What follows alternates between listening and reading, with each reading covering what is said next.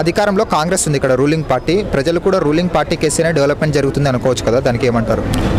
Ruling party Congress ఉంది, కానీ ఈరోజు చూస్తున్నాం స్లమ్స్లో వాటర్ బిల్స్ మళ్ళీ పంపిస్తున్నారు. అప్పుడు కేసీఆర్ ప్రభుత్వంలో వాటర్ బిల్స్ మాఫీ చేశారు, ఇవన్నీ చేశారు. కానీ ఇప్పుడు చూస్తున్నాం మనమంతా కూడా ప్రజల్ని ఎంత ఇబ్బంది పెడుతున్నారు చూస్తున్నాం మనము.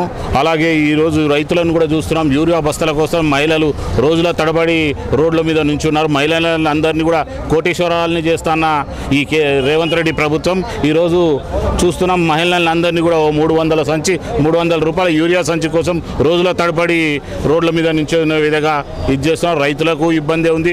ఈరోజు ప్రజలు కరెంటు లేక ఎన్నో అవస్థలు పడుతున్నారు.